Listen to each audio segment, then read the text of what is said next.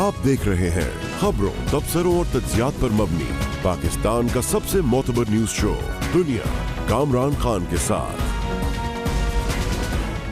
अस्सलाम वालेकुम, मैं हूं कामरान खान। इलेक्शन चाहे जनरल इलेक्शन हो, ज़िमनी इलेक्शन हो, एक नशिस्त का इलेक्शन हो, 4 नशिस्तों का इलेक्शन हो, हर इलेक्शन के बाद इंतखाबी धांधली का शोर मचना एक मामूल का अमल है। इंतखाबात के नताइज को तस्लीम ना करना भी एक मामूल का अमल है। हमारे मुल्क में सियासी जमातें आपस में तू में करती हैं। हर कुछ अरसे बाद वोटर्स की बायोमेट्रिक तस्दीक और इलेक्ट्रॉनिक वोटिंग का मुतालबा जोर पकड़ता है और फिर मामला ठंडा पड़ जाता है। कराची में इन्हें 249 के ज़िमनी इलेक्शन भी इसी लिहाज पे इसी अंदाज के थे। बमुश्किल 21% टर्न आउट था, 74,400 वोट कास्ट हुए, लेकिन इब्तदाई तौर पर कामयाब जमात पीपल्स पार्टी के अलावा तमाम जमातों ने इसको रद्द कर दिया। किसी जमात ने फॉर्म 45 ना मिलने की शिकायत की तो किसी ने नताइज ताख़ीर से जाने होने पर एतराज़ात उठाए। शुकूक, शुबहात और इल्ज़ामात ने इलेक्शन को मुतनाज़ बना दिया और बिलाखिर इलेक्शन कमीशन को हतमी नताइज रोकने पड़े। परसों वज़ीर आज़म इमरान खान ने अपोजिशन जमातों को इंतखाबी इस्लाहात की बराह रास्त पेशकश की और बज़रिया ट्वीट इस अज़म का इजहार किया कि हुकूमत इलेक्शन में शफाफियत और इंतखाबी साख की बहाली चाहती है और इसके लिए टेक्नोलॉजी के बरोए कार ला के इलेक्शन सिस्टम की इस्लाह करना चाहती है। वज़ीर आज़म का कहना था कि 1970 के इलेक्शन के अलावा हर इंतखाबात में धांधली के इल्ज़ामात लगे। वज़ीर आज़म इमरान खान का कहना है कि सदर ट्रंप की टीम ने 2020 के सदारती इंतखाबात के नताइज मुतनाज़ बनाने के लिए हर हरबा आजमाया, मगर इंतखाबी अमल में टेक्नोलॉजी के बाइस कोई एक बेज़ाब्तगी भी सामने ना सकी। याद रहे कि अमेरिका में इलेक्ट्रॉनिक वोटिंग मशीन बहुत कसरत से इस्तेमाल होती है। वज़ीर आज़म का कहना है कि 1 साल से हम हिज़्ब इख्तिलाफ से कह रहे हैं कि हमारे साथ ताउन करे और मौजूदा इंतखाबी निज़ाम की इस्लाह में हमारा हाथ बटाए। आज उनके मशीर पार्लिमानी उमूर बाबर आवान ने वज़ीर इत्तलात फवाद चौधरी के साथ एक प्रेस कॉन्फ्रेंस में इस बारे में हुकूमती पोजीशन सामने रखी। रिफॉर्म के लिए इलेक्शन एक्ट 2017 में उसके अंदर 49 सेक्शंस मुख्तलिफ कुछ इंट्रोड्यूस किए जा रहे हैं, कुछ डिलीट किए जा रहे हैं और कुछ तब्दील किए जा रहे हैं। हमने जो इलेक्ट्रॉनिक वोटिंग है उनके इस्तेमाल के लिए इलेक्शंस में सेक्शन 103 उसको हम अमेंडमेंट कर रहे हैं। जो ओवरसीज पाकिस्तानीज हैं उनको हम राइट ऑफ वोट एक्सटेंड करने के लिए सेक्शन 94 में अमेंडमेंट ला रहे हैं। जो पॉलिटिकल पार्टीज हैं वो 2000 की बजाय 10,000 यानी 22 करोड़ की आबादी है उनके मेंबर्स होने चाहिए, तब उनको रजिस्टर किया जाए। पाबंद किया जाएगा कि वो सियासी जमातें अपना सालाना कन्वेंशन मुनक्किद करें। इसमें लोग बोल सकें कि सियासी जमात की कारकर्दगी क्या है। जो अपॉइंटमेंट ऑफ पोलिंग स्टाफ है, officers and staff, with in 15 days इस अपॉइंटमेंट को चैलेंज किया जा सकेगा। नादरा का रजिस्ट्रेशन का ID डाटा है, नादरा वाला, उसकी बुनियाद के ऊपर हम जो इलेक्टोरल रोल्स इंतखाबी फहरिस्तें हैं वो तैयार होनी चाहिए। हल्का बंदियों को दुरुस्त करने के लिए आबादी की बुनियाद के ऊपर अब हम खत्म करेंगे और इस सिलसिले में कुछ हम डिलीट कर रहे हैं प्रोविजंस 2017 के इलेक्शन एक्ट में से, और हम वोटर्स की बुनियाद जो रजिस्टर्ड वोटर्स हैं नादरा की उसकी बुनियाद के ऊपर करेंगे ताकि हल्के बैलेंस्ड बन सकें। ये हुकूमती तजावीज़ हैं, ये इस्लाहात के एक अमल का आगाज़ है। वज़ीर आज़म इमरान खान, उनकी जमात PTI और हुकूमत ये इस अमल के साथ, इन तजावीज़ के साथ इस अमल का आगाज़ करना चाहती है कि इलेक्शन के कवानीन में इस किस्म की इस्लाहात आ जाए कि इसके बाद इलेक्शंस के नताइज को तमाम जमातें तस्लीम करें। ये शायद कभी नहीं होगा। फ़िलहाल तो इन तजावीज़ को, इस इस्लाहात के अमल को ही मुस्तरद कर दिया है पाकिस्तान की अपोजिशन की सबसे बड़ी जमात और हिज़्ब इख्तिलाफ की भी सबसे बड़ी जमात मुस्लिम लीग नून की लीडरशिप ने। अगर हुकूमत के पास तजावीज़ हैं उन्हें वो इलेक्शन कमीशन के सुपुर्द करे। इलेक्शन कमीशन तमाम सियासी जमातों को बुलाए, चूँकि फेयर एंड फ्री इलेक्शन का जो रेगुलेटरी इदारा है वो इलेक्शन कमीशन ऑफ पाकिस्तान है। उसकी बुनियादी जिम्मेदारी है कि इलेक्शन साफ और शफाफ हो। वहाँ पे तमाम पार्टीज के साथ एक कंसेंसस किया जाए और जो भी कंसेंसस होगा उसके लिए हम जिस कदर कानून साजी की जरूरत होगी वो करने के लिए तैयार हैं। आपका पेपर का निज़ाम जो है उसमें धांधली होती है। ये तो एक इनविजिबल निज़ाम है जो नजर नहीं आएगा, उसमें आप कैसे धांधली को रोकेंगे? मुझे क्या आप गारंटी करेंगे कि यहाँ पर ये भी 249 का इलेक्शन देख लें, जो पेपर का एक फिजिकल निज़ाम है उसको भी सबवर्ट कर दिया है। क्या गारंटीज हैं कि हम इलेक्ट्रॉनिक निज़ाम को सबवर्ट नहीं करेंगे? तो फिर बताए न करें तो क्या करें? पेपर का निज़ाम सबवर्ट हो गया, इलेक्ट्रॉनिक निज़ाम भी सबवर्ट हो जाएगा, तो कैसे इलेक्शन होगा? किस तरीके से इलेक्शन होना चाहिए? फिर वो तरीक़ाकार भी बताना चाहिए। आज बिलावल भुट्टो जरदारी ने, अपोजिशन के दूसरे रहनुमा ने एक नई बात की। उन्होंने कहा सबसे पहले तो इस्टेब्लिशमेंट के रोल को ख़त्म किया जाए, क्योंकि जब भी इलेक्शन में धांधली होती है बकौल उनके इस्टेब्लिशमेंट इसकी जिम्मेदार होती है। जो भी रिफॉर्म करना पड़ेगा उसके लिए हम करने को तैयार है। ख़ास तौर पे इलेक्शन कमीशन जो है इस पे एक बड़ा अहम और रोल प्ले कर सकते हैं पॉलिटिकल पार्टीज़ को एंगेज करने के लिए और इनपुट लेने के लिए। जहाँ तक हुकूमत की बात है, ये एक अजीब कॉन्सेप्ट है कि वो ही धांधली करने वाले के साथ हम बैठ के धांधली को रोके। धांधली रोकने के लिए एक एस्पेक्ट तो लेजिस्लेशन ज़रूर है, लेकिन जो फंडामेंटल एस्पेक्ट है वो इस्टेब्लिशमेंट का रोल जो इंतखाबात में होते हैं, और अगर इस्टेब्लिशमेंट का एक्टिव रोल है इंतखाबात के सिलसिले में, तो फिर जितना भी कानून साजी हम करें इंतखाबात मुतनाज़ा रहेंगे। अगर हम इस्टेब्लिशमेंट को इंतखाबात से दूर रख सकते हैं तो फिर इलेक्टरल रिफॉर्म का भी फ़ायदा होगा और इलेक्शंस में धांधली भी कम होगा। ना हुकूमत से बात करनी है, ना इलेक्ट्रॉनिक वोटिंग होनी है, ना पेपर वोटिंग जो है वो काबिल कबूल है। इस्टेब्लिशमेंट को दूर रखना है। आखिर ये मसला हल कैसे होगा और कैसे वो इलेक्शन होगा जिसमें तमाम पार्टीज़ इत्मीनान इत्मीनात का इजहार करें, जैसे कि हमारे पड़ोस में होता है। इतना बड़ा इलेक्शन हुआ है भारत में, 4 रियासतों का इलेक्शन कांटे के मुकाबले हुए हैं, मगर किसी जमात ने, ना हुकूमत ने, ना हुकूमत के मुखालिफ किसी जमात ने प्रोसेस पे किसी किस्म के शक का इजहार किया है, ना ही किसी नतीजे को मुस्तरद किया गया है। इस पूरी कैफियत पर बात करने के लिए एक बार फिर हमारे साथ मौजूद हैं पिलडार्ट के एग्जीक्यूटिव डायरेक्टर जनाब अहमद बिलाल महबूब। बहुत बहुत शुक्रिया अहमद बिलाल महबूब साहब, आपने तमाम गुफ्तगू आप सुन लें, अपोजिशन की लीडरशिप की बात सुन लें, पीपल्स पार्टी की सुन लें, नून लीग की सुन लें। कोई तरीक़ाकार नहीं है जिससे कि तसल्ली हो सके, और इस सब कहते हैं कि इस्लाहात होनी है। कहा कि जी के पेपर के जितने इलेक्शन होते हैं सबको मुस्तरद कर दिया, अब इलेक्ट्रॉनिक वोटिंग की बात हो रही है उसको यकसर मुस्तरद कर दिया। तो आखिर ये क्या, कहाँ से आएगा ये निज़ाम, कैसे ये बनेगा, कैसे इस मसले का हल होगा, जबकि बातचीत करने के लिए भी तैयार नहीं है, गुफ्तगू करने के लिए भी तैयार नहीं है। बिलाल भुट्टो ने कहा कि हुकूमत से कैसे बात करें। बहुत गंभीर सूरत हाल है कामरान खान साहब। बुनियादी तौर पे सियासी जमातों के दरमियान जो तनाज़ा है सियासी किस्म का वो इतना बढ़ चुका है कि पहले हुकूमत उनसे कोई गुफ्तगू करने के लिए तैयार नहीं होती थी और उनके ऊपर बहुत जारहाना अंदाज में उन पर इल्ज़ामात लगाती थी। अब अपोजिशन उसके रिएक्शन में और ख़ुद अपनी तरफ से अब वो जारहाना अंदाज में उनके साथ मिल बैठने के लिए तैयार नहीं है, और किसी मौजू के ऊपर खा वो इलेक्शन के रिफॉर्म्स का ही अहम तरीन मामला हो उसके ऊपर भी बात करने के लिए तैयार नहीं है। तो ये तो है सियासी बात। इसके लिए सियासी माहौल पैदा करने के लिए गालिबन वज़ीर आज़म भी कोई पेशरफ्त कर सकते हैं। उन्होंने दावत तो दे दी है, लेकिन अगर कुछ अर्सा वो एक दूसरे के ऊपर तल्ख़ व तुंद जुमलों का इस्तेमाल बंद कर दें तो शायद वो माहौल क्रिएट हो जाए जिसमें शायद अपोजिशन फिर इनके साथ बैठ सके।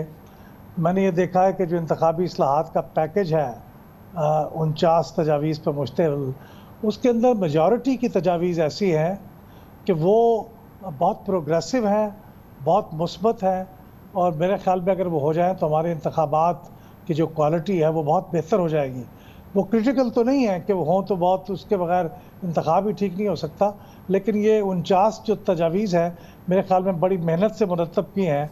तो इसलिए और ये अहमद बिलाल साहब ये होंगी तो कानून साजी के ज़रिए ही ना, कानून जो है वो पार्लियामेंट में ही बनेगा, और उसके लिए फिर जो पार्लियामेंट में मौजूद जमातें हैं उनको किसी एक कॉमन ग्राउंड पे आना होगा, और उसके लिए अपोजिशन को भी और गवर्नमेंट को साथ मिलकर बैठना पड़ेगा। अगर अपोजिशन किसी किस्म की भी वाकई इस्लाहात चाहती है तो इसके अलावा उनके नज़दीक कौन सा रास्ता है जिससे कि ये अमल मुकम्मल हो सके?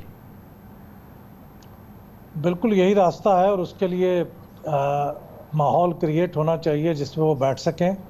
पहले तो मैंने जैसे अर्ज़ किया कि तुंद व तेज़ जुमले जो हैं और तल्ख़ जो ज़बान का इस्तेमाल है उसे कुछ देर के लिए तर्क किया जाए तो शायद ये माहौल पैदा हो जाएगा।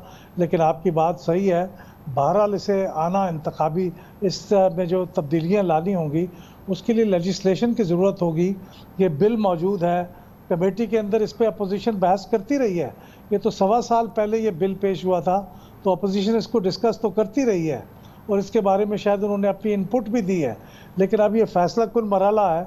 इन तजावीज़ में by the way electronic voting machine शामिल नहीं थी, वो एक अलग सी बात है, लेकिन बैठना इनको पार्लियामेंट के अंदर ही पड़ेगा और काश हुकूमत भी और अपोजिशन ये माहौल क्रिएट कर सकें जिसके बाद उनके लिए बैठना और मुमकिन वो हो सके। जो इदारा गोया जो कलीदी इदारा है जिसने कि इलेक्शन कराने यानी इलेक्शन कमीशन ऑफ पाकिस्तान, उसकी तो दस्तरस से बाहर लगता है पूरा मामला, क्योंकि 2018 का इलेक्शन ले लीजिए, आखिरी इलेक्शन, कितनी उस पर कीचड़ उछली है।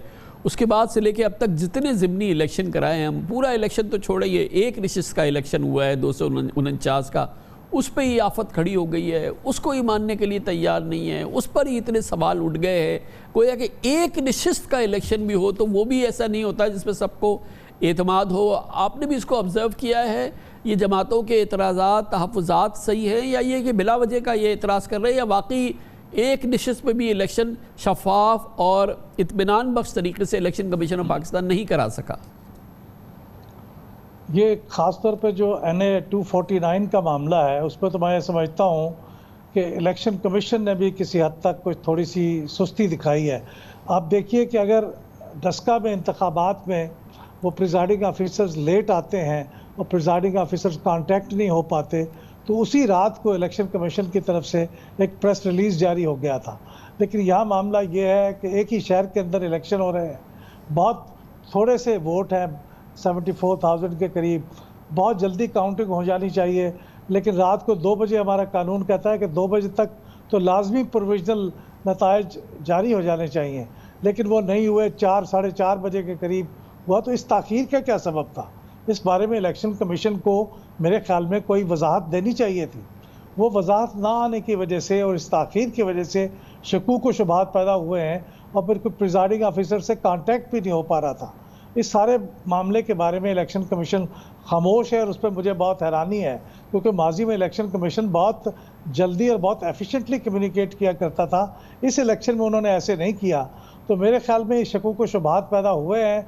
और फिर जो रिटर्निंग ऑफिसर साहब हैं, कानून वाज़े तौर पर कहता है कि जब आपका हारने और जीतने वाले का दरमियानी फ़र्क 5% से कम हो तो फिर रिटर्निंग ऑफिसर उसके ऊपर इस दरख्वास्त को कबूल करेगा कि उसकी रीकाउंटिंग कर सके। उन्होंने रीकाउंटिंग को भी रिजेक्ट कर दिया, तो इलेक्शन कमीशन को फिर टेक ओवर करना पड़ा और इसमें हुक्म तलाई जान देना पड़ा। तो ये सारी बातें शकूक पैदा करती हैं, हमें मालूम नहीं है हक़ाइक़ क्या है और उसकी तफसीलात क्या है, ये तो इलेक्शन कमीशन ही बता सकता है, लेकिन उनकी खामोशी की वजह से ये शकूक व शुबहात मज़ीद बढ़ गए। गोया के बादी नज़र में जो कई मसाइल जो कि आपने सामने पेश रखे हैं, जो आपने बताए ताख़ीर दर ताख़ीर और फिर 5% से कम का फासला हारने और जीतने वाले उम्मीदवार के दरमियान, और फिर ये कि उसमें मुसलसल खामोशी, ये तमाम मामलात ऐसे हैं कि ये एक नशिस्त का इलेक्शन भी जो है और वो मशकूक इलेक्शन हुआ है और जिसमें बादी नज़र में ऐसा लगता है कि इलेक्शन कमीशन की तसाहली शामिल है या काहिली शामिल है या ये कि वो नाकाम हुआ। बज़ाहिर तो मुझे उसमें उनकी कुछ सुस्ती नज़र आती है। अब ये कल जब ये सुनवाई होगी, इस पे हेयरिंग होगी और वहाँ पे ये बातचीत होगी तो कुछ शायद हक़ाइक़ सामने आएंगे, लेकिन मैं इस बारे में मुझे तशवीश है और मैं हैरान हूँ कि इलेक्शन कमीशन ने इतना तवील अरसे तक खामोशी इख्तियार की है। उसकी वजह से बहुत से सवालात पैदा होते हैं। और फिर रिटर्निंग ऑफिसर का जो कंडक्ट था, जो कि ख़ुद इलेक्शन कमीशन का अपना ऑफिसर है, ऐसा नहीं है कि वो कहीं बाहर से लिया गया है, और उस ऑफिसर ने भी फिर ये जो दरख्वास्त को कबूल ना करने का फ़ैसला किया है, ये भी तशवीश का बायस है। बड़ी नवाज़िश, बहुत बहुत शुक्रिया जनाब। अहमद बिलाल महबूब हमारे साथ मौजूद थे, एग्जीक्यूटिव डायरेक्टर अपीलदार, शदीद तशवीश का इज़हार कर रहे थे अपनी अपीलदार की। NA 249 का इलेक्शन, यकीनन इसमें बहुत सारे इबाम हैं, बहुत सारे मसाइल पैदा हुए हैं, ताख़ीर हुई है, रिटर्निंग ऑफिसर का कंडक्ट, तमाम मामलात ऐसे हैं इसने इस नतीजे को मशकूक बनाया है। और उसमें भी इलेक्शन कमीशन ऑफ पाकिस्तान पर सवाल उठते हैं कि एक नशिस्त का इलेक्शन भी जो था वो भी शफाफ और एतमाद वाले तरीके से नहीं हो सका है। खबर से ब्रेक, उसके बाद जिक्र करेंगे भारत का, नरेंद्र मोदी का, जिनकी इस वक्त लगता है शामत आई हुई है, आफत पे आफत है। सबसे बड़ा मसला उनके लिए फ़िलहाल कोविड है। कोरोना की सूरत हाल बेकाबू हो चुकी है पूरे भारत पे, पूरी दुनिया के नज़दीक ये सबसे बड़ा इस वक्त मसला है कोरोना के हवाले से। इसी दौरान भारत में ही बीजेपी 4 रियासती इलेक्शन में से 3 कलीदी इलेक्शन हार गई है। वेस्ट बंगाल में भरपूर कोशिश के बावजूद, नरेंद्र मोदी, अमित शाह की भरपूर कोशिश के बावजूद बहुत बड़ी शिकस्त हुई है बीजेपी को। इसका लगता यही है कि बहुत मुश्किल कैफियत में है नरेंद्र मोदी और उनकी बीजेपी। इसकी बात करते हैं छोटे से वक्फे के बाद।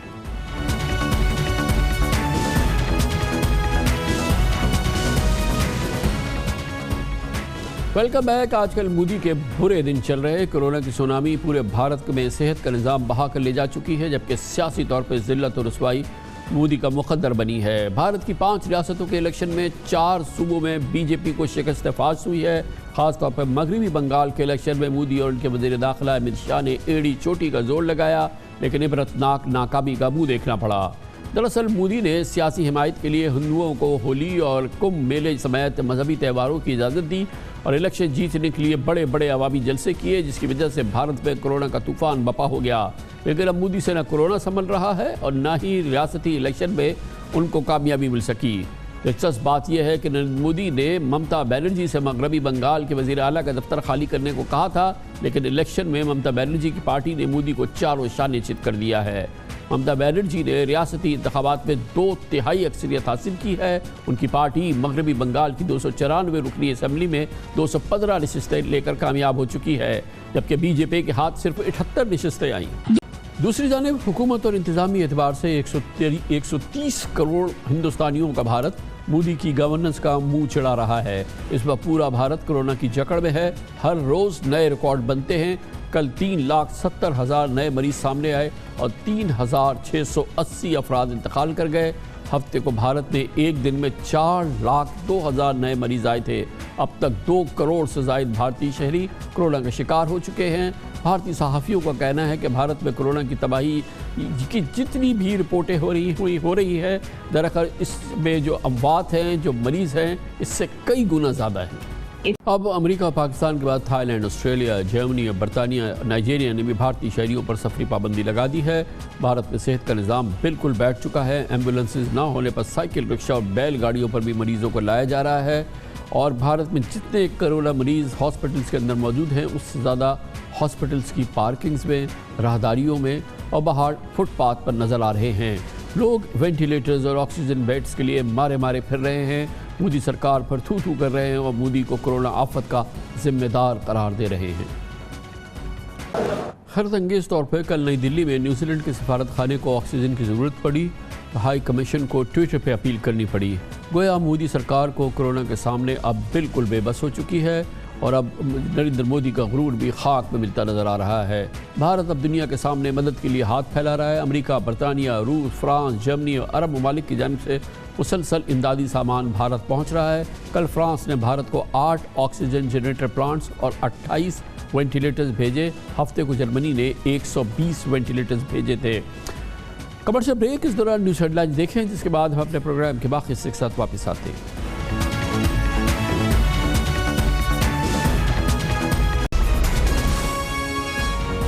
आप देख रहे हैं खबरों, तबसरों और तज्जियात पर मबनी पाकिस्तान का सबसे मोतबर न्यूज शो दुनिया, कामरान खान के साथ। यकीनन अल्लाह ताला का फजल करम शामिल हाल है कि पाकिस्तान में पिछले 5 दिनों के दौरान कोरोना के केसेस और अमवात में कुछ कमी देखने में आई है। मामूली कमी है, लेकिन बहरहाल बड़े नहीं है और उस जगह पर भी नहीं है। कुछ कमी आई है। 5 दिन पहले मुल्क भर में एक्टिव केसेस की तादाद 90,000 से बढ़ चुकी थी, जो कल कब होकर 87,000 हुई है। 5 रोज़ पहले यौमिया केसेस 4,500 और 151 अमवात होती थी। ये पिछले 5 दिन का एवरेज था, जबकि कल 4,200 नए मरीज सामने आए और 79 अफराद इंतकाल कर गए। 5 दिनों में इन्फेक्शन रेट 11 से कम होकर अब तकरीबन 9% पर है। हौसला अफजा बात बहरहाल ये है कि हमारे निज़ाम सेहत ने रोज़ाना 1.5 लाख से ज़्यादा अफराद की वैक्सीनेशन की सलाहियत हासिल कर ली है। आज से 40 साल से ज़ायद उम्र वालों को भी वैक्सीन लगना शुरू हुई है। जून तक 1.5 करोड़ पाकिस्तानियों को वैक्सीन लगाई जाएगी, लेकिन किसी खुशफहमी में हमें मुब्तला होने के बजाय एक बार फिर हमें हर लिहाज से बहुत ज़्यादा होशियार, खबरदार रहना है। कोरोना के ख़तरात पूरी शिद्दत से इस वक्त जारी है। कोरोना की वबा हमारे मुल्क में जारी है। ज़रा सी बेहतियाती कोरोना बेकाबू होने में देर नहीं लगाएगी। इसीलिए हुकूमत ने मुल्क भर में 10 मई से 15 मई तक आम तातील और कारोबारी लॉकडाउन का फैसला किया है। NCOC ने ऐलान किया है कि 8 से 16 मई तक घर में रहो, महफूज रहो की पॉलिसी पर अमल किया जाएगा। चांद रात को मेहंदी, चूड़ियों, ज्वेलरी और दीगर स्टॉल्स पर भी पाबंदी होगी। यानी इस हफ्ते से ईद उल फितर के मुमकिन तीसरे दिन तक तमाम कारोबार और मुल्क भर के तमाम सयाहती मकामात बंद रहेंगे। बैनुल सूबाई और इंटरसिटी ट्रांसपोर्ट पर भी पाबंदी होगी। हुकूमत कोरोना की सूरत हाल की वजह से पाबंदियाँ लगाने पर मजबूर है, क्योंकि हम पाकिस्तानी कोरोना SOPs की धज्जियाँ उखाड़ने में कोई कसर नहीं छोड़ रहे। रमज़ान और गर्म मौसम के बावजूद मार्केट्स और बाज़ारों में, हत्ता के शॉपिंग मॉल्स में लोगों के कंधे से कंधा छिल रहा है। दोपहर के बाद जैसे जैसे वक्त बढ़ता है, लोगों का हजूम बढ़ता जा रहा है और लोग इज्तिमाई तौर पर कोरोना को दावत दे रहे हैं। कराची में हमारे नुमाइंदे खुसूसी ज़ोहेब अहमद और तारिक रोड, हैदरी, लियाकताबाद की मार्केट का जायज़ा लिया। वहाँ SOPs पर कितना अमल हो रहा है आपको दिखाते हैं। कराची की सूरत हाल क्या है उन चंद घंटों के दौरान जब कारोबार की इजाज़त है, दुकानें खुली रहती हैं। रमज़ान का आखिरी अशरा शुरू हो चुका है और इसके साथ ही कराची वालों का शॉपिंग क्रेज़ भी। मेरे अकब में आप हैदरी मार्केट देख सकते हैं, जहां इस वक्त शदीद रश देखने में आ रहा है। शहरियों की बड़ी तादाद फैमिलीज़ के हमरा यहाँ शॉपिंग करने निकली है। लोगों का शिकवा है कि उन्हें शॉपिंग के लिए बेहद कम टाइम दिया जा रहा है, क्योंकि हुकूमत ने ऐलान किया है कि बाज़ार और मार्केटें सिर्फ 6 बजे तक खुली रह सकेंगी, जिसके बाद शहरियों की बड़ी तादाद शॉपिंग सेंटर्स और बाज़ारों का रुख कर रही है। मैं मौजूद हूँ हैदरी की मार्केट में, जहाँ इस वक्त तिल धरने की भी जगह नहीं है। लोग बड़ी तादाद में शॉपिंग के लिए निकले हुए हैं और ऐसा महसूस होता है जैसे कोरोना नाम की कोई चीज़ है ही नहीं। मार्केट का क्या हाल है, आइए मैं आपको दिखाता हूँ।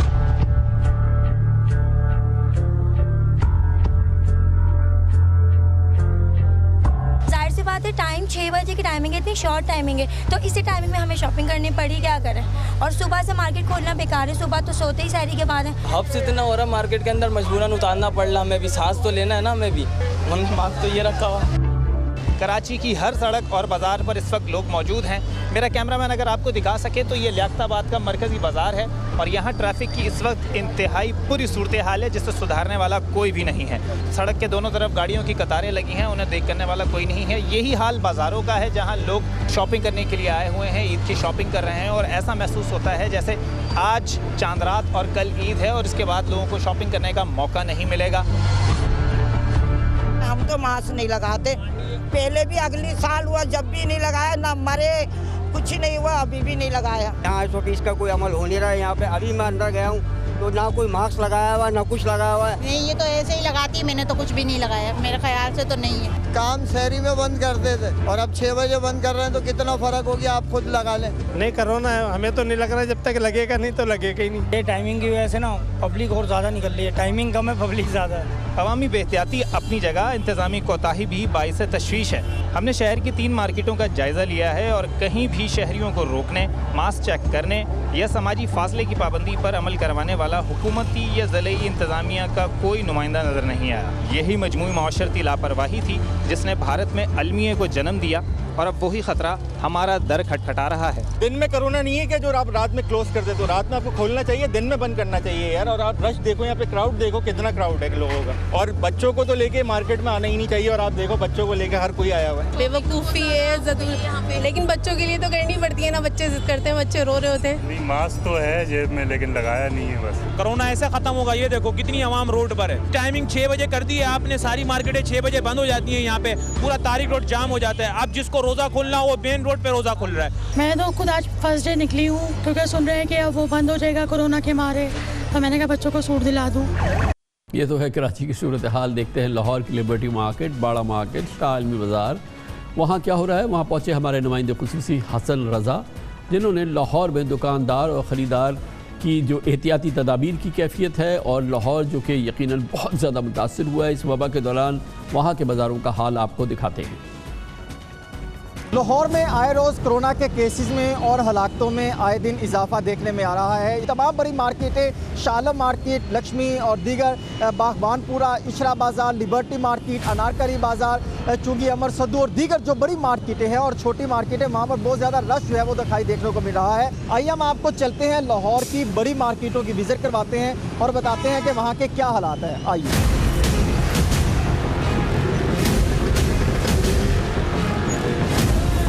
इस टाइम मैं मौजूद हूँ शालम मार्केट, जो कि लाहौर की मारूफ तरीन मार्केट कहलाती है। आप देख सकते हैं कहीं पर SOP पर अमल दरामद होता दिखाई नहीं दे रहा। दीगर अंदरून के जो रास्ते हैं हम उधर चलते हैं, हम आपको अंदरून के मकामात दिखाते हैं कि वहाँ की क्या सिचुएशन है। आइए हमारे साथ।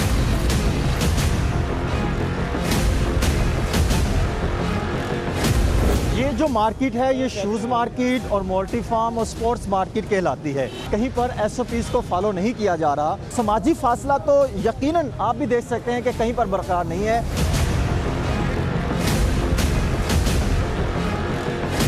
अब हम पहुंचे हैं बारा मार्केट, जो कि शालम मार्केट के बिल्कुल साथ कहलाती है, और यहाँ पर कहीं पर जो है समाजी फासला तो अलबत्ता बरकरार नहीं है, ना ही समाजी फासला बरकरार है, बल्कि रश इस हद तक है कि यहाँ पर अगर थोड़ा सा आगे चला जाऊँ तो शायद मैं खुद फंस जाऊँगा और पाँव रखने की जगह नहीं होगी। किसी भी जगह पर सैनिटाइज़र का इस्तेमाल यकीनी नहीं बनाया गया। बारा मार्केट से रोज़ाना की बुनियाद पर 200-250 के केसेस यहाँ पर रिपोर्ट होते हैं। मार्केट में आ गई और उस मार्केट में आई हैं जहाँ पर बहुत ज़्यादा रश भी है। बट्टे कैसे कर लेती हूँ बेटा, मैं इससे ज़्यादा नहीं कर सकती। ताजे होने लाया ये है मेरी जेब च मास्क। आपने नहीं पहना? मेरे को भी है जेब में रखने के लिए या लगाने के लिए?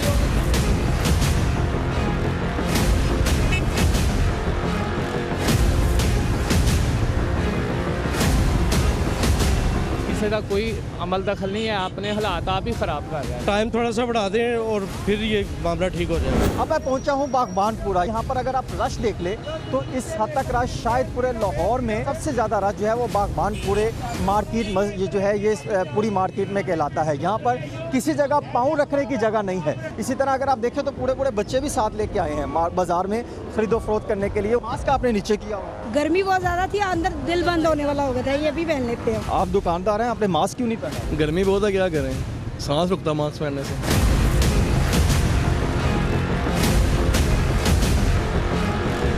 बागबानपुरा बाज़ार के अंदर के ये हालात हैं कि आप देख सकते हैं किस हद तक रश, अवाम कोई SOPs को फॉलो करते दिखाई नहीं दे रही। ख़वातीन का इस हद तक हुजूम है कि इस लोग आपस में जुड़े हुए नज़र आते हैं। अगर मैं आपको ये वाला रास्ता दिखाऊं कि ये वाले रास्ते में भी यही सिचुएशन है।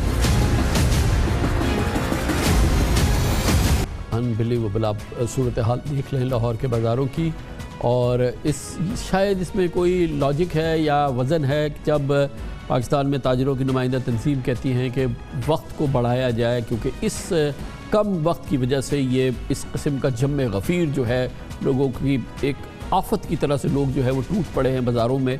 इससे बचने का एक ही तरीका है कि इसमें वक्त में इजाफ़ा किया जाए, मगर हुकूमत एक बड़ा लॉकडाउन करेगी ईद की छुट्टियों के हवाले से। इस पूरी सूरत हाल पे जो ताजरों का, कारोबार का, सनत का जो रद्द-ए-अमल है वो बड़ा मनफी है। इसकी बात करते हैं FPCCI federation of Pakistan chamber of commerce के सदर हमारे साथ होंगे, मगर एक छोटे से वक्फे के बाद।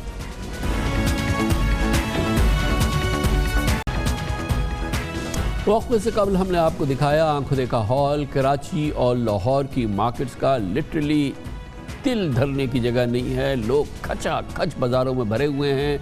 6 बजे से पहले शॉपिंग ख़त्म करनी होती है, इसलिए लोग उमड़ आए हैं बाज़ारों में, और वो कैफियत है जिसको कहते हैं कि ट्रैफिक जैम नहीं है, लोगों ने बाज़ारों को जैम कर दिया है। सांस लेने की जगह नहीं है, कोई हिफाजती तदाबीर नहीं है, और यकीनन ये एक धमाका खेज सूरत हाल है जो कि इस वक्त हम बाज़ारों में देख रहे हैं, क्योंकि अब ये ईद के दिन हैं, ईद की शॉपिंग करीब आ रही है और ईद की शॉपिंग इस वक्त जारी है, और हुकूमत ने आखिरी हफ्ते में शॉपिंग पर मुकम्मल पाबंदी आयद करने का फ़ैसला किया है। इस पूरी सूरत हाल में हुकूमत के जो इक़दामात हैं और उस हवाले से जो हमारी सनतों के नुमाइंदे हैं, जो तिजारत के नुमाइंदे हैं, जो कारोबार के नुमाइंदे हैं, उनको यकीनन इस पर एतराज़ है। मगर बहरहाल ये कोरोना की सूरत हाल है, इस मसले का हल क्या निकलेगा, इस पर बात करने के लिए हमने दावत दी है जनाब नासिर हयात मकबू को, जो सदर हैं FPCCI federation of Pakistan chamber of commerce and industry. Maqbool sahab, ये बताइएगा कि दुनिया के हर मुल्क में जब कोरोना की सूरत हाल ख़राब होती है, पाकिस्तान की भी बहुत ज़्यादा ख़राब है, हुकूमतें लॉकडाउन करती हैं, बंद कर देती हैं कारोबार को मुकम्मल तौर पे। यूरोप में आपने देखा, अमेरिका में आपने देखा, महीनों के लिए बंद हो गया। इंडिया में आजकल कर्फ्यू लगे हुए हैं बड़े बड़े शहरों में। यहाँ पे अगर कोई हुकूमत कदम उठाते हैं तो आप लोग उसको एक्सेप्ट नहीं करते, क्या वजह है इसकी? कामरान साहब अस्सलाम वालेकुम। देखिए, हर मुल्क की एक कंडीशन अपनी अलग है। अब अगर आप मिसाल लेते हैं टर्की की, वो भी एक ईद मना रहे हैं, मुसलमान मुल्क है, लेकिन वहाँ ऑनलाइन का एक सिस्टम बहुत पहले से है और लोग अपनी ज़रूरियात ऑनलाइन से पूरी कर लेते हैं। यहाँ हमारी जो पॉपुलेशन है इस चीज़ से ना वाकिफ़ है, और ख़ास तौर पे लोअर मिडिल क्लास तबका जो है वो ईद को ज़ोर शोर से मनाता है। हर एक ने कपड़े जूते कुछ ना कुछ लेना लाजमी होता है। अगर हम हमारे तबके के लोग ना भी लें, वो तो लेते ही लेते हैं। तो हमारे को जो भी फैसला करना है ये सब चीज़ें देख के करना है, और ये भी देखना है कि ये लॉकडाउन लगाएं तो ये लगा सकते हैं, ये SOP लगाएं तो लगा सकते हैं। अगर लगा नहीं सकते तो फिर फैसला वो करें जिससे कोई ना कोई मसले का हल हो। इनको जो 6 बजे का टाइम रखा है ये यकीनन बिल्कुल प्रॉपर नहीं है। इससे कोई चीज़ हल नहीं होगी, इससे वर्स की तरफ जाएगी, क्योंकि आम तौर पे लोग सहरी करके सोते हैं, फिर असर लेकिन जोर पे साहब अगर नमाज के बाद हम निकलने अपनी की बात कौम करते हैं। को आम तौर पे अब हम कहें कि हमारी कौम जो है वो सोएगी, सुबह 7 बजे सोएगी, फिर उसके बाद वो उठेगी, तो उसके लिहाज से आप उसको शॉपिंग के मौका दें। कोरोना की सूरत हाल है, लोग मर रहे हैं, 90,000 लोग इस वक्त हमारे एक्टिव केसेस हैं, 8,000 लोग हमारे ऑक्सीजन पर हैं, और हम कहें कि बिज़नेस एज़ यूजुअल रहना चाहिए, ये टाइम बिल्कुल बरकरार रखना चाहिए, दुकानें भी खुली रहें, औकात भी खुले रहें, तो ये कैसे होगा? नहीं, मैं ये कह रहा हूँ कि अगर एक चीज़ को ये नाफिजुल अमल कर सकते हैं तो ज़रूर करें। अगर नाफिजुल अमल नहीं है, वो 3 घंटे में सारा काम ख़राब हो रहा है, तो इससे बेहतर नहीं है ये 24 घंटे के लिए खोल दें, ताकि वो रश और वो टाइम, वो पाबंदी से तो रश तो भी आएगा। इंडस्ट्रीज हैं होंगे तो उसमें क्या जो हमारी एक्सपोर्ट इंडस्ट्रीज़ हैं या दूसरी इंडस्ट्रीज़ हैं, वो तो इस पूरी तरह से पाबंदी की जद में नहीं आ रही हैं। आप लोग तो अपना खोल के रखेंगे ना, आपके तो काम होता रहेगा, एक्सपोर्टर्स और दूसरे लोग जो है। देखिए, इंडस्ट्री चल रही है और इंडस्ट्री में बहरहाल मजदूर हैं, सब कुछ है, लेकिन ये जो हालत अभी आपने दिखाई है, इस तरह से कंधे से कंधा और बंदे जुड़ के नहीं है, वहाँ कोई ना कोई आपने क्या सिस्टम मौजूद है। यहाँ तो गवर्नमेंट के साथ, हुकूमत के साथ कम्युनिकेशन की है, कोई आपका बातचीत हुई है हुकूमत से इस सिलसिले में? आपने अपनी कोई तजावीज़? जी, हमारी उनसे बातचीत हुई है। हमने उनको ये कहा है कि उनसे कहा है कि भाई आप टाइम बढ़ाएं। इस टाइम को आप में जब बिल्कुल दिन में प्रैक्टिकली 3 घंटे ही लोग जाते हैं, चाहे हम माने ना माने, ये हमारी कौम का मिजाज इसी तरह है। हमको देखना है कि इस ज़िद के अंदर नुकसान ना हो जाए कोई। बहुत बहुत शुक्रिया जनाब नासिर हयात मग्गू हमारे साथ मौजूद है। बहरहाल एक मुश्किल सूरत हाल है, इसका हल निकालना है, मगर एक अच्छी खबर कोरोना के ओवरऑल सूरत हाल के हवाले से ये है कि पाकिस्तान में वैक्सीनेशन इस वक्त जितनी भी पाकिस्तान की सकत है उसके लिहाज से अच्छी तेज़ तरीके से हो रही है। आगे वैक्सीन भी आ रही है, आज 40 साल के उम्र के लोगों को भी वैक्सीन लगनी शुरू हो गई है। वैक्सीन के हवाले से कंफर्टेबल सिचुएशन, कदरे कंफर्टेबल सिचुएशन बन रही है, जिसकी तफसीलात आज वज़ीर आज़म के बाबन खुसूसी बराए सेहत डॉक्टर फैसल सुल्तान ने दी। जो मौजूदा हमारी सिचुएशन है उसके मुताबिक तकरीबन हर रोज़ 1.5 लाख के करीब डोजेज़ वैक्सीन की लग रही हैं औसतन, और हमारा टारगेट है कि हम तकरीबन हर रोज़ 3 लाख के करीब डोजेज़ पर चले जाएंगे। जून 2021 के आखिर तक हम या रिसीव कर चुके होंगे या एक्सपेक्ट कर रहे हैं, मुतवक्के है कि तकरीबन 19 मिलियन डोजेज़, 19 मिलियन से ज़्यादा डोजेज़ जो हैं वो हासिल हो जाएंगी। इन टोटल अगर मैं आपको बताऊं तो अब तक हम तकरीबन 30 मिलियन डोजेज़ यानी 3 करोड़ डोजेज़ के डील्स जो हैं वो साइन कर चुके हुए हैं। पाकिस्तान की जो मौजूदा पॉपुलेशन जो एलिजिबल है वैक्सीनेशन के लिए, जिसका मतलब है कि जिनको वैक्सीनेशन लग सकती है, वो 100 मिलियन के करीब हैं। सो मौजूदा गोल ये है कि तकरीबन 70 मिलियन लोगों को यानी 7 करोड़ लोगों को हम वैक्सीन लगाना चाहते हैं इस साल के आखिर तक। अहम डेवलपमेंट हमारे लिए है कि कैंसाइनो, जो कि एक चाइनीज़ वैक्सीन है जो सिंगल डोज़ लगती है यानी 1 डोज़ लगती है, उसकी लोकल फिलिंग जो है वो पाकिस्तान में शुरू होने वाली है। और इसी एग्रीमेंट के तहत जो कौमी इदारा सेहत है, नेशनल इंस्टीट्यूट ऑफ हेल्थ, वहाँ हर महीने तकरीबन 3 मिलियन डोजेज़ यानी 3 लाख डोजेज़ माहाना तैयार होना शुरू होंगी। कमर्शियल ब्रेक, उसके बाद जिक्र करेंगे NA 249, वो ज़िमनी इलेक्शन जिसने पूरी पाकिस्तान की सियासत को हिला के रख दिया है। इसके नताइज को चैलेंज किया है क्योंकि सिर्फ 650 वोटों से हारे मिफ्ता इस्माइल पीपल्स पार्टी के कैंडिडेट से। कल इलेक्शन कमीशन ऑफ पाकिस्तान में इस पर बड़ी अहम समाअत होगी। नून लीग चाहती है कि रीकाउंट हो जाए, वोट दोबारा काउंट हो जाए और देखा जाए कि क्या वाकई पीपल्स पार्टी ये इलेक्शन जीती है या नहीं। ये बहुत इंपॉर्टेंट बात है, इस पर बात करेंगे छोटे से वक्फे के बाद। इलेक्शन कमीशन ने बाकायदा कराची में कौमी असम्बली के हल्का यानी 249 के ज़िमनी इलेक्शन में धांधली की शिकायत पर हतमी सरकारी नतीजा रोक लिया है। मुस्लिम लीग नून के उम्मीदवार डॉक्टर मिफ्ता इस्माइल की दरख्वास्त पर इलेक्शन कमीशन ने तमाम उम्मीदवारों को नोटिस जारी कर दिए हैं। दोबारा गिनती की पटिशन पर chief election commissioner Sikandar Sultan Raja की सरबराही में 4 रुकनी कमीशन कल समाअत करेगा। वक्त से कबल आपने देखा कि पिलडाट के एग्जीक्यूटिव डायरेक्टर इस ऑर्गेनाइजेशन ने, जो कि पार्लियामेंट्री डेमोक्रेसी की बहुत इंपॉर्टेंट NGO है, उनका कहना यह है कि NA 249 के इलेक्शन के हवाले से बहुत सारे शकूक हैं, शुबात हैं और इस बात की पे शदीद तशवीश है कि इलेक्शन कमीशन ऑफ पाकिस्तान एक नशिस्त का इलेक्शन भी शफाफ तरीके से नहीं करा सका और 70,000 से ज़ायद इलेक्शन का नतीजा हर सूरत में 2 बजे तक गैर सरकारी तौर पर सामने आ जाना चाहिए था, लेकिन कई घंटों की ताख़ीर, इसका जवाब भी नहीं मिला है। और यकीनन RO का जो रिटर्निंग ऑफिसर का जो बिहेवियर रहा है, जो कंडक्ट रहा है, उसके हवाले से भी सवाल है। गोया कि ये इलेक्शन यकीनन एक बहुत मुतरज़ा इलेक्शन बन चुका है। इंटरेस्टिंग बात यह है कि NA 249 में जुमेरात को ज़िमनी इलेक्शन में सिर्फ 21% वोटिंग के बावजूद कांटे का मुकाबला था। जुमे को जारी होने वाले गैर हतमी नतीजे के मुताबिक मुस्लिम लीग के पीपल्स पार्टी के कादिर खान मंदो खेल ने मुस्लिम लीग नून के डॉक्टर मिफ्ता इस्माइल को सिर्फ 683 वोटों से शिकस्त दी, जबकि ज़िमनी इलेक्शन में 733 वोट मुस्तरद भी हुए थे। इसलिए चंद 100 वोट का फ़र्क ख़त्म होना बहुत मुश्किल भी नहीं था। मिफ्ता इस्माइल ने हतमी सरकारी नतीजा आने से पहले ही चीफ इलेक्शन कमिश्नर को दरख्वास्त दी थी, जिसमें उन्होंने लिखा था कि इंतखाबी मवाद पुलिस की तहवील में होने पर उन्हें संगीन खदशात हैं। उन्होंने मुतालबा किया था कि मामले की हतमी फैसले तक बैलेट पेपर्स और इंतखाबी मवाद को रेंजर्स या फौज की निगरानी में महफूज जगह पर पहुँचा दिया जाए। आज पीपल्स पार्टी के चेयरमैन बिलावल भुट्टो जरदारी को मुस्लिम लीग नून के इस मुतालबे पर एतराज़ हुआ और उन्होंने मुस्लिम लीग नून को चैलेंज किया। NA 249 के पोलिंग बॉक्सेस को फौज के कस्टडी में देने का जो मुतालबा है वो मेरा समझ से बाहर। इलेक्शन कमीशन से आप उम्मीद रखें कि वो आपके इलेक्शन के मसले को हल कर सकते हैं और आप फ़ौज की तरफ से अपील ना करें। हम नहीं चाहते हैं कि नून लीग ने 1 सीट हारा है तो फिर वो अपील कर रहे हैं कि फ़ौज मुदाखलत करे इलेक्टोरल प्रोसेस में।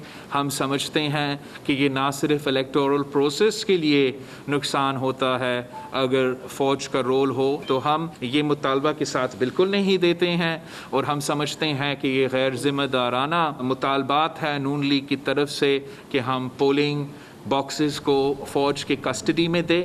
कल इस सिलसिले में बहुत अहम समाअत है जो इलेक्शन कमीशन ऑफ पाकिस्तान में होगी। इस बुरी मौजू पर बात करते हैं, उसके लिए हमें ज्वाइन कर रहे हैं पाकिस्तान मुस्लिम लीग नून के चोटी के रहनुमा जनाब शाहिद खाखान अब्बासी। बहुत बहुत शुक्रिया शाहिद खाखान अब्बासी साहब। तो आपको पूरा ट्रस्ट है अब इलेक्शन कमीशन ऑफ पाकिस्तान पे? कल जहाँ समाअत होगी और आपकी रीकाउंट की जो पटिशन है उस पर समाअत होगी, क्योंकि बहरहाल सवालात तो बहुत उठे हैं 2002 NA 249 के इलेक्शन में, ख़ुद इलेक्शन कमीशन के कंडक्ट के हवाले से, मगर आपका एतमाद कॉन्फिडेंस इलेक्शन कमीशन पे बरकरार है? देखिए, मेरे पास कोई चॉइस है कि मैं एतमाद ना करूं। मुझे तो तवक्को ये थी कि विक्ट्री मार्जिन जो है वो 5% ऑफ पोल्ड वोट से बहुत कम है, तो रिटर्निंग ऑफिसर वहीं पे ऐलान कर देता कि रिकाउंट करें और इस बात को वहीं पे फैसला कर लें। ये सैकड़ों दफ़ा पाकिस्तान में हो चुका है, ये कोई अनोखी बात नहीं है। लेकिन असल मसला ये है कि ये रिटर्निंग ऑफिसर हों या प्रिजाइडिंग ऑफिसर हों या पोलिंग स्टाफ हो या सिक्योरिटी के लोग जो वहाँ पर होते हैं, ये सब सूबाई हुकूमत के लिए काम करते हैं। और जब सूबाई हुकूमत ख़ुद इलेक्शन लड़ रही हो तो वो चुन चुन कर लोग लगाती है, ये बदकिस्मती है। तो सूबाई हुकूमत को ख़ुद ख्याल करना चाहिए था कि ये बातें मुतनाज़ा ना बने। और फिर जो कुछ हुआ, जो आपने बयान किया है, जो डिलेज हुए, जो 80 फॉर्म 45 बगैर सिग्नेचर के हैं, एक लंबी फहरिस्त है डिस्क्रिपेंसीज की, ये नहीं होनी चाहिए थी, क्योंकि यहाँ सूबाई हुकूमत भी इलेक्शन लड़ रही थी, वफाक भी इलेक्शन लड़ रहा था। अब मिफ्ता साहब ने जब रिकाउंट की दरख्वास्त दी, उन्होंने साथ ये ख़त लिख दिया रिटर्निंग ऑफिसर को, जिससे मैं समझता हूँ कि ये उसमें आर्मी का लिखना मुनासिब नहीं था, पर उन्होंने लिख दिया, कोई इलीगल बात नहीं है। उन्होंने सिर्फ ये लिखा कि ये रिकॉर्ड इलेक्शन कमीशन अपनी कस्टडी में ले ले और वहाँ पर सिक्योरिटी के लिए आप रेंजर्स या आर्मी को इस्तेमाल करें, क्योंकि पुलिस जो है वो सूबाई हुकूमत के लिए काम करती है और सूबाई हुकूमत चूँकि ख़ुद यहाँ पार्टी बन गई है तो हमें उन पर एतमाद नहीं है। शायद ये ख़त बिलावल साहब ने पढ़ा नहीं, उन्होंने इसको बहुत लंबा चौड़ा इसको ले गए, तो ऐसी कोई बात नहीं है।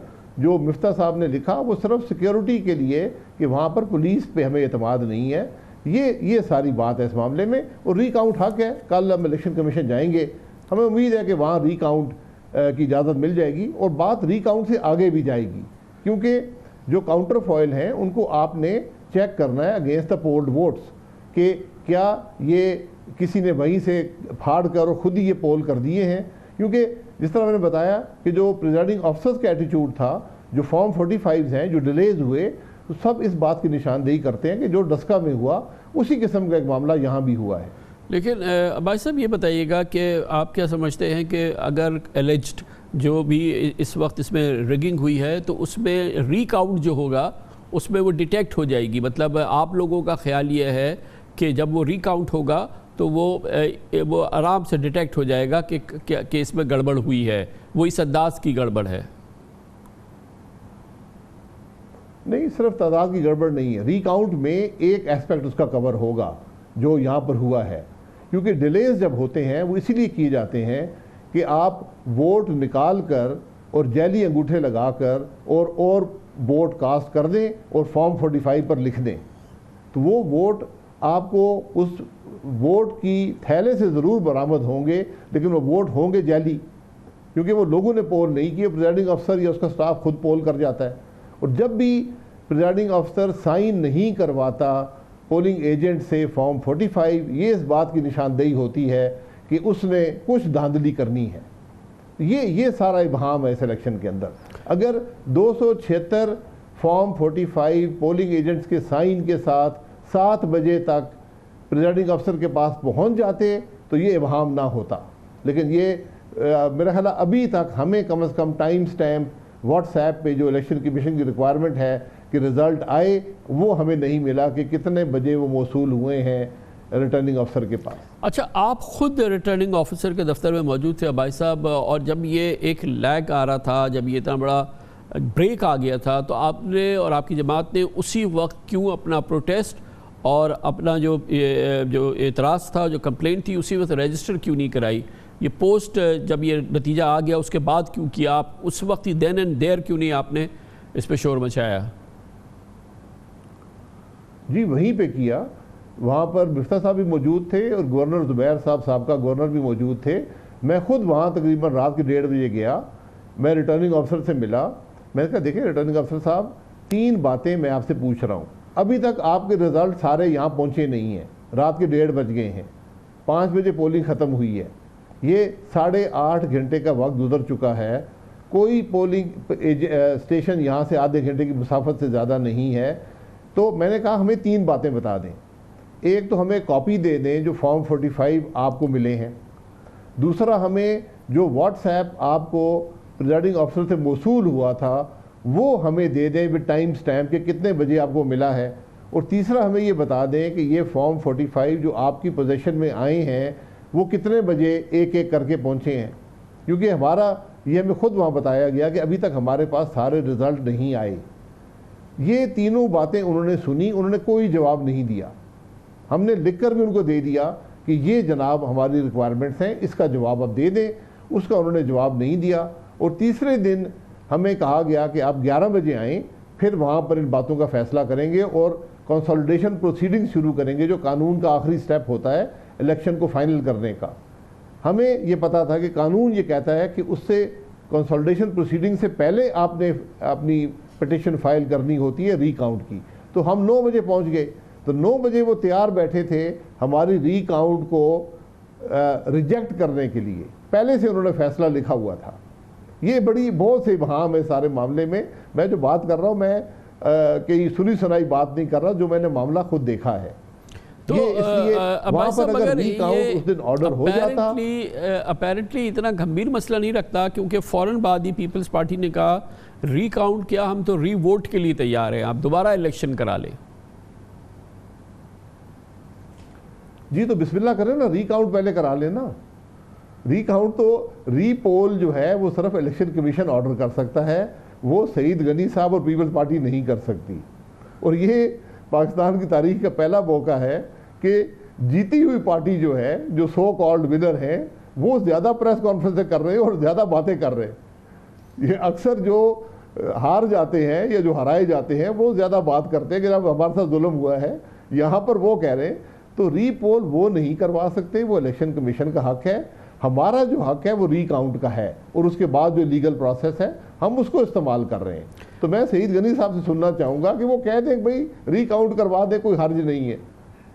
ये फरमाइएगा कि जब ये अगर कल ये इलेक्शन कमीशन ऑर्डर कर देता है तो रीकाउंट जो होगा वो प्रोविंशियल इलेक्शन कमीशन में होगा, या ये रिकॉर्ड अब इस्लामाबाद जा चुका है, या यहाँ पर रिकाउंट होगा? फिर ज़ाहिर है कि आप भी वहाँ मौजूद होंगे और फिर पीपल्स पार्टी सारी पार्टियाँ मौजूद होंगी। कैसे होता है ये अमल? जी, सबके नुमाइंदों के सामने रीकाउंट होता है और ये इलेक्शन कमीशन करवाता है। अब वो रिटर्निंग अफसर से करवाएंगे या DRO करेगा या प्रोविंशियल इलेक्शन कमिश्नर करेगा, ये उनका प्रेरोगेटिव है।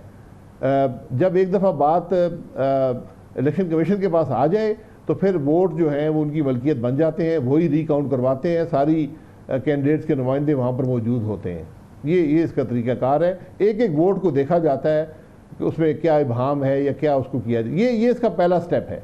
इसके बाद मैंने कहा कि आपको देखना होगा, काउंटर फॉइल से कंपेयर करना होगा कि वोट वाकई जो काउंट किया गया है ये जैली है या असली है। लेकिन इस सब के ऊपर आपको क्या बताया गया था भाई साहब, आप RO ने ये क्या बताया था कि इसमें इतना वक्त क्यों लग गया? ये 72-74 हज़ार 75 हज़ार वोट थे।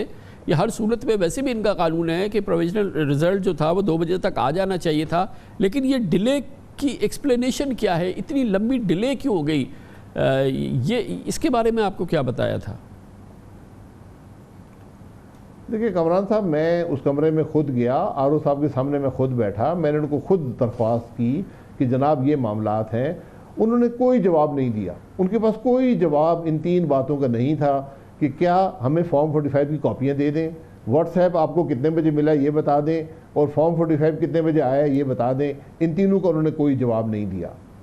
और एक जो बॉडी लैंग्वेज थी उनकी, जो बड़ा ज़रूरी होता है, जब कोई शख्स दबा हुआ हो वो नज़र आता है कि ये आदमी दबाव के नीचे है।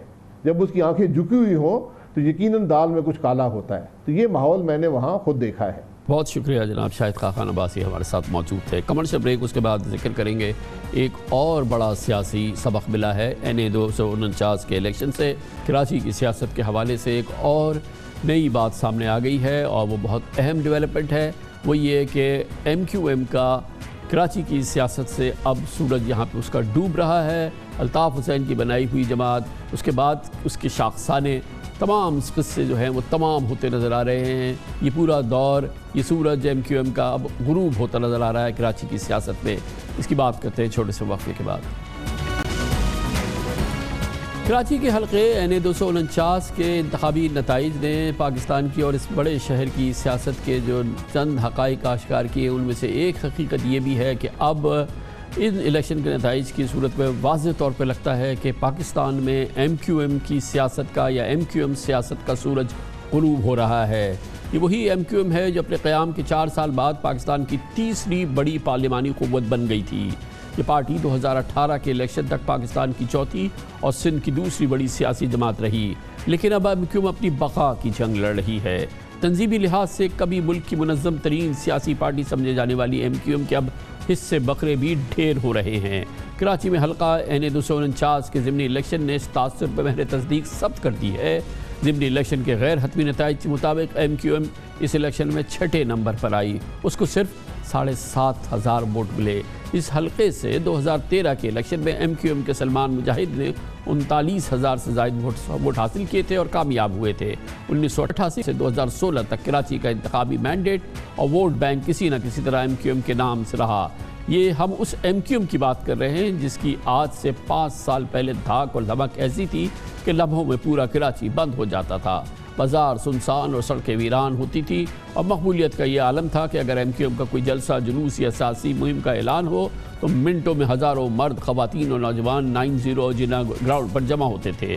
धांधलियों के इल्ज़ामात के बावजूद कराची और सिंध के शहरी इलाकों के हर इलेक्शन में MQM के जीत के डंके बजते थे। गोया एक दौर था जो गुजर गया।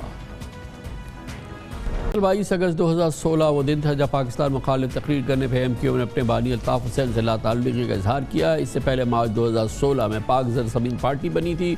मुस्तफ़ा कमाल अल्ताफ़ हुसैन पर उन्होंने संगीन इल्ज़ामात की एक चार्जशीट पेश की थी और वो सिलसिला अभी तक जारी है। MQM पाकिस्तान के नाम से नया जन्म लेने वाली ये पार्टी डॉक्टर फारूक सत्तार कि PIB ग्रुप और डॉक्टर खालिद मकबूल सिद्दीकी के बहादराबाद ग्रुप में तकसीम हो चुकी है। मई 2018 में दोनों धड़ों ने लालूखेड़ टंकी ग्राउंड में अलग अलग जलसे किए। बहरहाल इलेक्शन कमीशन ने मकबूल सिद्दीकी की पार्टी को कन्वीनर तस्लीम किया और 2018 के इलेक्शन में MQM की कौमी असम्बली में 23 से कम होकर 7 नशिस्तें रह गई और सिंध असम्बली में 46 नशिस्तें सुकड़ कर 23 रह गई हैं। लेकिन आइंदा इलेक्शन में यकीनन ये कैफियत इससे कहीं ज़्यादा ख़राब हो जाएगी। सिंध के शहरी इलाकों में MQM मुखालिफ वोट मुस्तफ़ा कमाल की पाक सरजमीन पार्टी को मिलने का इम्कान था। हैरत अंगेज़ तौर पर PSP की तश्कील के मराहिल में 5 साबिक़ MNAs और 15 साबिक़ MPA मुस्तफ़ा कमाल की PSP में शामिल तो हुए, लेकिन 2018 के इलेक्शन में PSP कौमी असम्बली या सिंध असम्बली में एक भी सीट लेने में कामयाब ना हो सकी। गोया कि MQM सियासत का सूरज वाज़ेह तौर पर गुरूब हो रहा है। इस सियासी हकीकत पर बात करने के लिए पाकिस्तान के बहुत ही सीनियर सहाफ़ी भी हैं, न्यूज़ एनालिस्ट भी हैं और कराची की सियासत को यकीनन किसी से भी ज़्यादा समझते हैं। न्यूज़ एंकर भी हैं, जनाब मुजाहिद बरेल भी हमारे साथ मौजूद हैं। बरेलवी साहब, आप यकीनन ये पूरी कैफियत है कि हकीकत एक बहुत बड़ी पाकिस्तान की सियासी तारीख़ की हकीकत MQM जो है, लगता है ये है कि अब ये ज़वाल पजीर नहीं है, ज़वाल हो गया है।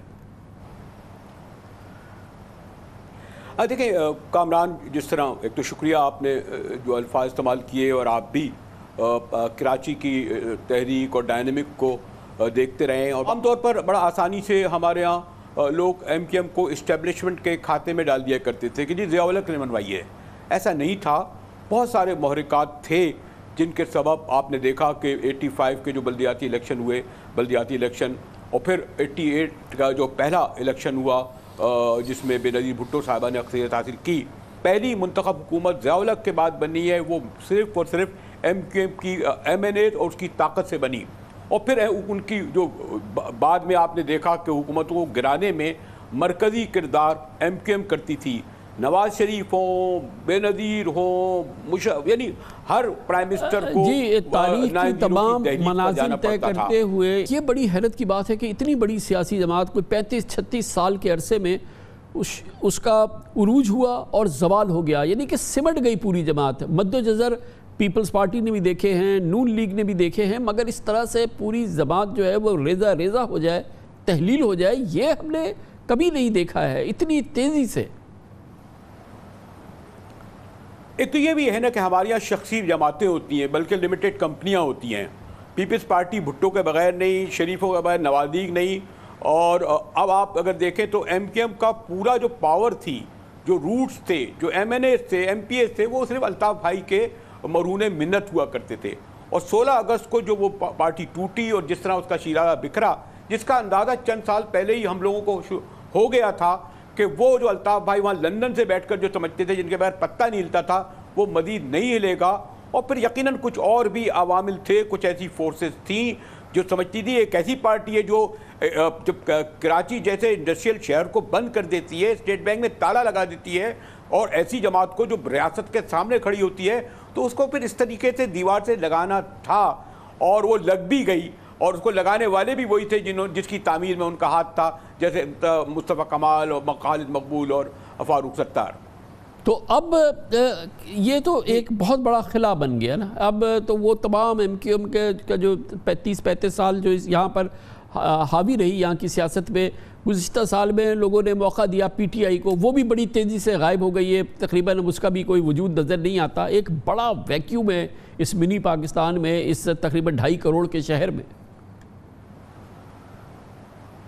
इसको यकीनन जिस तरीके से देखें ना, पीपल्स पार्टी पंजाब की सबसे बड़ी पार्टी होती थी, आज कोई नहीं कह सकता कि पीपल्स पार्टी की पंजाब में वापसी होगी। इस तरह कम से कम अल्ताफ़ हुसैन की MQM की वापसी के तो इम्कानात मादूम हो चुके हैं। ये भी जो मौजूद हैं MQM, चाहे आपने जैसे कहा खालिद मकबूल की या फारूक सत्तार की या मुस्तफ़ा कमाल की, इनका भी लगता है कि कोई मुस्तकबिल नहीं हो। हाँ, ये ज़रूर है कि अगर कराची और सिंध के शहरी इलाकों के साथ ये महरूमियाँ रहीं तो कोई एक नई फोर्स, कोई एक नया नारा, कोई एक नया कायद एक बार फिर वही उसी तहरीक को, तंजीम को खड़ा कर सकता है। और इसके लिए हमारे सिंध में करने वाले हुकूमत और वफाक को ये बात पेश नज़र रखना चाहिए कि बहरहाल जो एक सिंध के शहरी इलाकों की ताकत है वो ख़त्म नहीं हुई है। बहुत शुक्रिया जनाब मुजाहिद बरेलवी हमारे साथ मौजूद थे।